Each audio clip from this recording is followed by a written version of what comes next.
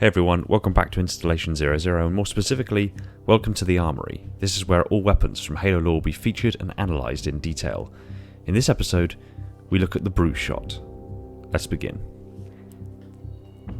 The Type 25 grenade launcher T-25GL, known to the UNSC infantrymen as the Brute Shot, and to the Jiralhane as the Death Lobber, is a Covenant weapon designed and used exclusively by the Jiralhane, developed as an ancient clan weapon by the Jiralhane and eventually integrated into the Covenant weapon systems and built at the Sacred Promontory, which was a Covenant munitions factory in the lower districts of High Charity, responsible for the development of most of the Covenant Blamite-based weapons. The factory's name comes from an agreement between the Sanshayum and the Sangheili. In later periods, they expanded their manufacturing scope for all Jiralhane material, with an order from the High Prophet of Truth to secretly expand production for the impending purge of the Sangheili. The Brute Shot has a rather peculiar design, as the user carries it low rather than using the hilt or handle of a weapon. It has a fast firing rate for a grenade launcher, capable of firing 4 grenades in about 3 seconds. Like the other Brute weapons, it has a blade slung onto its bottom for use for devastating melee attacks. The Brute Shot can hold up to 6 rounds, with 12 rounds in reserve. In Halo 2, the grenades from the Brute Shot can bounce around corners. In Halo 3, Brute Shots can't bounce off of walls and they explode on impact. The melee attack on the Brute Shot is very deadly, depleting shields with one hit. The Brute Shot is very hard to aim, as it sometimes drifts. In Halo 3, it has a 3-second fuse that causes it to detonate after a certain range. The Brute Shot measures 71.3 inches or 181 centimeters in length, 6.7 inches or 17 centimeters in width, and 22.6 inches or 57 centimeters in height, and weighs 42 pounds or 19 kilograms.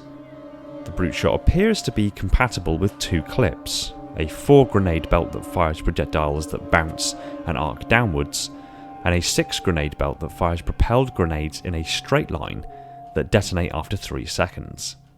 The 4 grenade clip type fires a type of grenade similar to the fragmentation grenade that bounces off of and around most surfaces.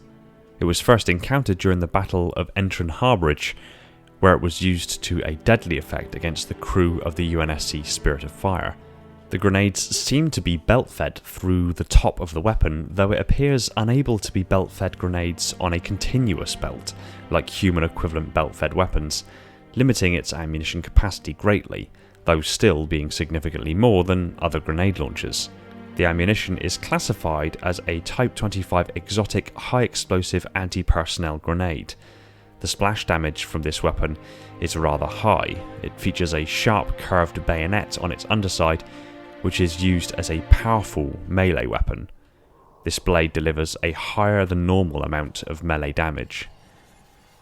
The Brute Shot excels at delivering high damage to an enemy in a frontal engagement capacity. Its ability to bounce grenades around corners makes it particularly effective at either killing or forcing the movement of entrenched and concealed enemy positions. At range, and in the hands of a talented operator, it can deliver impressive firepower into the ranks of enemy units, and at medium to closer ranges, it can be used to devastating effect against infantry and vehicles. It has been witnessed by UNSC forces to be used aggressively by brutes against warhogs travelling at high speed. The brute in question could cycle the grenades fast enough and accurately enough to stop the progress of the warthog, force it backward and into a partial tumble, which was then taken advantage of by utterly obliterating the vehicle in question. In very close ranges, the weapon's large bayonet attachment becomes a particularly deadly melee weapon. The arc of the grenade at extreme ranges is difficult to plot, and grenades can end up widely off course and off target. If using the bouncing variant of grenade, the grenades become difficult and in some cases dangerous to use if the field of battle is overly cluttered by debris, rocks or buildings, as the grenade can accidentally strike one of these objects and bounce into friendly units or even back towards the user. The grenades also become dangerous to use in close quarters, as the splash damage can be deadly to the user. The weapon is also rather large and unwieldy to be used by smaller humans. Overall, the brute shot is a dangerous and particularly effective high explosive weapon that can be used at almost any range, if used intelligently. Sometimes, the best tool for the job is a grenade launcher, and the brute shot is a weapon designed for putting a grenade into the face of your enemy like no other. Thanks for watching. Stick your comments down below, I look forward to what you have to say.